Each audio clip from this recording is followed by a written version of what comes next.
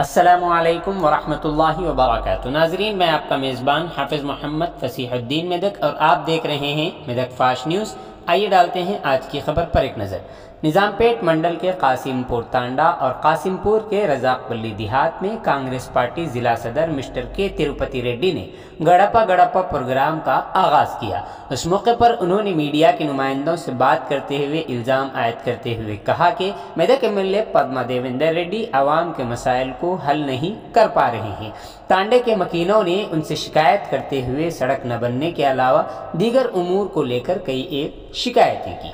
इस मौके पर उन्होंने कहा कि अगर कांग्रेस पार्टी इख्तिदार में आती है तो वो 2 लाख कर्ज माफ़ी, 4000 पेंशन और 5 लाख मकानात के अलावा दीगर कई तरक्याती काम अंजाम दिए जाएंगे। इस मौके पर कासिमपुर गांव के तकरीबन 50 नौजवानों ने कांग्रेस पार्टी में शमूलियत इख्तियार की है। इस मौके पर ज़िला यूथ सदर मिस्टर महेंद्र रेड्डी के अलावा कांग्रेस पार्टी के दीगर कई कायदीन शरीक रहे। आइए इस सिलसिले में एक तफसीली रिपोर्ट आप हजरात के पेश ఇవాళ కాంగ్రెస్ పార్టీ అధికారంలోకి వస్తే మొట్టమొదటి సంతకం 2 లక్షల రుణమాఫీ చేసి మళ్ళీ రిటైర్మెంట్ చేస్తామని చెప్పి కూడా మేము చెప్పడం జరుగుతూ ఉంది. ఇవాళ పెన్షన్లు ఏవైతే ఉన్నాయో ఆసరా పెన్షన్లు 2000 కాదు, ఇవాళ అన్ని రేట్లు పెరిగిపోయినాయి, మందుల రేట్లు పెరిగిపోయినాయి, నిత్యావసర వస్తువుల రేట్లు కూడా పెరిగిపోయినాయని చెప్పి కాంగ్రెస్ పార్టీ బాగా ఆలోచించి ఆ పథకాన్ని 4000 రూపాయలు చేయడం జరిగింది.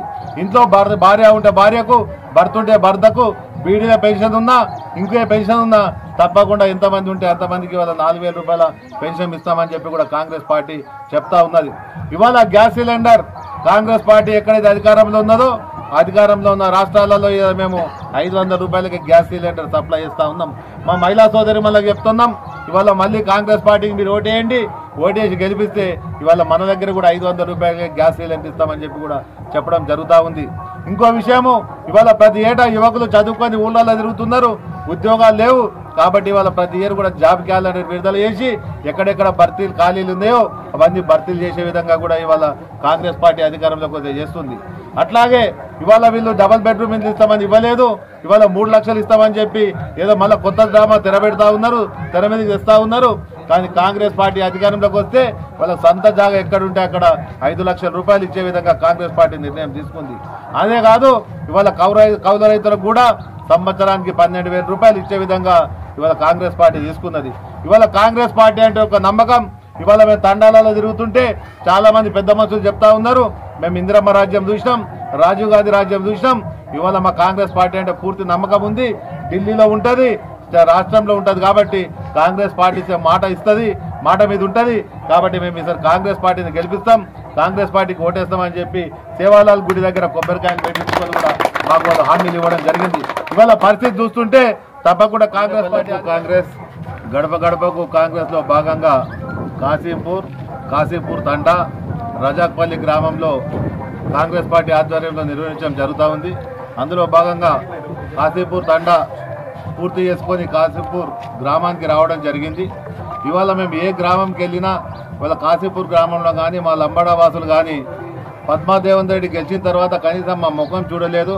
ఇక్కడ అభివృద్ధి అనేది శూన్యం, మాకు 3 ఎకరాల భూమి రాలేదు, మాకు డబల్ బెడ్రూమ్ ఎందుకు రాలేదు, మాకు రుణమాఫీ కాలేదు, మాకు కొత్త పెన్షన్లు రాలేదు, మమ్మల్ని అసలు పట్టించుకున్న నాదురే లేడు.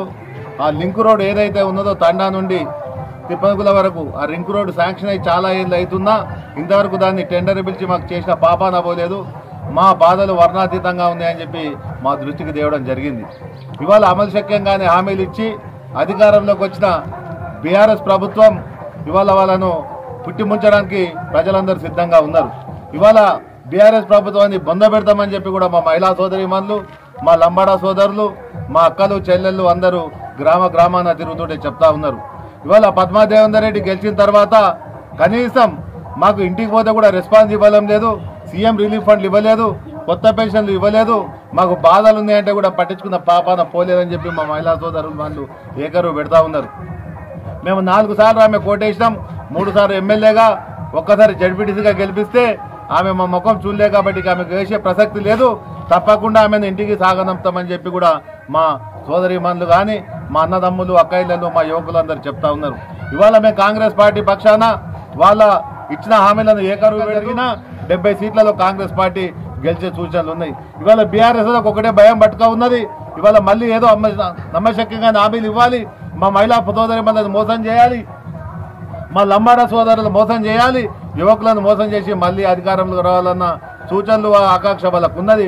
కానీ ఇవన్నీ తిప్పికొట్టే విధంగా ప్రజలు ఉన్నారు. ఇవాళ ప్రజలు కాంగ్రెస్ పార్టీ అంటే నమ్మకం ఉన్నది, కాంగ్రెస్ పార్టీని విశ్వసిస్తున్నారు, కాంగ్రెస్ పార్టీని గెలిపిస్తామంటున్నారు. తప్పకుండా కాంగ్రెస్ పార్టీ అధికారంలోకి రాగానే ఇప్పుడు మేము ఏవైతే హామీలు ఇచ్చినామో హామీలన్నీ నెరవేర్చే బాధ్యత కాంగ్రెస్ పార్టీ తీసుకుంటుంది. అంతేకాదు రేపు రాబోయే రోజులలో బీసీ డిక్లరేషన్ చేస్తూ ఉన్నాం, ఎస్సీ డిక్లరేషన్ చేస్తూ ఉన్నాం, ఎస్టీ డిక్లరేషన్ చేస్తూ ఉన్నాం, మైనార్టీ డిక్లరేషన్ చేస్తూ ఉన్నాం, మహిళా డిక్లరేషన్ చేస్తూ ఉన్నాం. ఇవన్నీ చేసి ఒక సంపూర్ణమైన పాలన, ఒక చల్లని పాలన ఇవ్వాలన్న ఆలోచన ఇవాళ కాంగ్రెస్ పార్టీకి ఉంది. ఇవాళ కాంగ్రెస్ పార్టీ అధికారంలోకి వస్తే చల్లని పాలన జరుగుతుంది, మళ్ళీ ఆ పాలన కావాలని చెప్పి ప్రజలందరూ కోరుకుంటా ఉన్నారు. ఇవాళ కాంగ్రెస్ పార్టీ పక్షాన మెదక్ పార్టీ కాంగ్రెస్ పార్టీ అభ్యర్థిగా కంటారెడ్డి తిరుపతి రెడ్డి అని నేను నిలబడబోతా ఉన్నా. మాకు ఇది ఆమ్లెటే, నాకు కల్వకుంట ఎంతనో నాకు ఈ పల్లెలు కూడా అంతే. రజాక్పల్లి కానీ, కాశీంపూర్ కానీ, కాశీపూర్ తండ కానీ నాకు ఒక కందు లెక్క, నాకు కల్వకుంట ఎంతనో ఇది కూడా ఈ గ్రామాలు కూడా అంతే. కాబట్టి తప్పకుండా నన్ను గెలిపించినట్టయితే, నన్ను ఆశీర్వదించినట్టయితే వీళ్ళ రుణం తీసుకునే అదృష్టం, వీళ్ళ రుణం తీసుకునే భాగ్యం నాకు వాళ్ళు కలిగేయాలని కోరుకుంటూ వాళ్ళ ఆశీర్వాదం తప్పకుండా మా మీద ఉంటుంది, కాంగ్రెస్ పార్టీ మీద ఉంటుంది. తప్పకుండా మళ్ళీ ఎన్నికల ముందు వచ్చి కలుస్తామని చెప్పి తెలియజేసుకుంటూ మాకు ఇంత పెద్ద ఎత్తున స్వాగతం పలికిన ఈ తండావాసులకు, కాశీవాసులకు అందరికీ పేరు పైన చేతులు జోడించి నమస్కారం.